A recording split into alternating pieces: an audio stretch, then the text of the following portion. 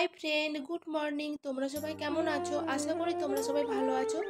আর আমিও খুব ভালোই আছি। তো আজকে চলে এলাম আবার একটা নতুন ব্লগ নিয়ে।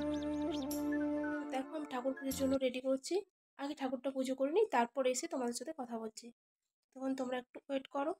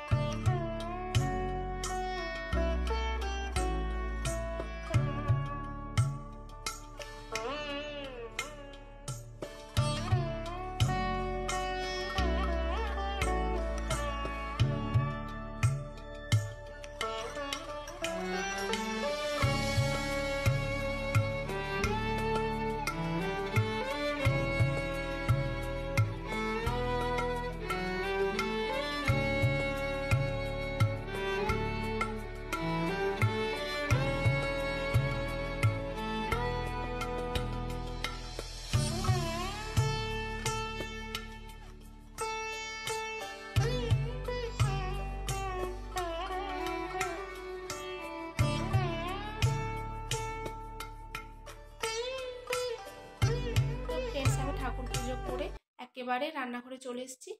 একদিকে ভাত আর একদিকে পোস্ত বসিয়ে দিয়েছি। তো আজ আমি একটু তাড়াতাড়ি রান্না করছি, কারণ আজকে বর খাওয়া দাওয়া করে বাইরে যাবে। আজকে বর অমরনাথ যাচ্ছে। তো ভাবলাম আজকে তাড়াতাড়ি করে ওই জন্য ওকে আগে রান্নাটা করে দিই, কারণ ও যাবে 11টা সাড়ে 11টার সময়। তো খাওয়া দাওয়া করবে, একটু রেস্ট করবে, তারপরে যাবে। ওই জন্য তাড়াতাড়ি করে আগে রান্নাটা ওকে করে দিই, তারপরে আমাদের যা ইচ্ছা করব। তো এই যে পোস্তটা করে দিয়েছি, আর কুমড়োটাও বসিয়ে দিয়েছিলাম, কুমড়োটাও হয়ে এসছে। তো আজকে আমি একেবারে নিরামিষ রান্না করলাম, কারণ ও তো ঠাকুর দর্শন করতে যাচ্ছে ওখানে।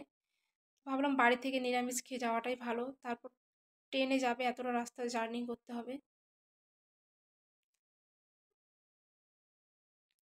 তো এই যে আমি বড়িটা ভেজে নিয়েছিলাম, তো বড়ি দিয়ে এভাবে আলুটা মেখে নেব।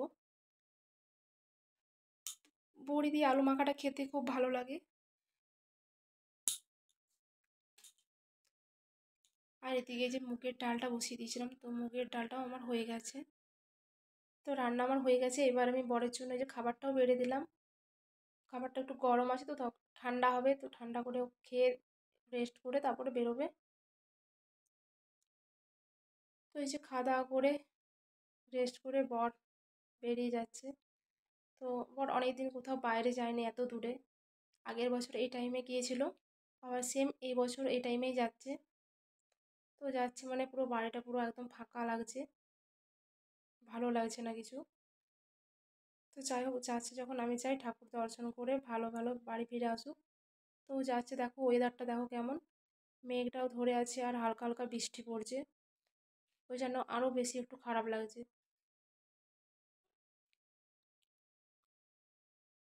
তো আজকের ভিডিওটা আমি এখানেই শেষ করলাম। টাটা সবাইকে, সবাই ভালো থাকো, সুস্থ থাকো, আর এইভাবে আমার পাশে থেকো।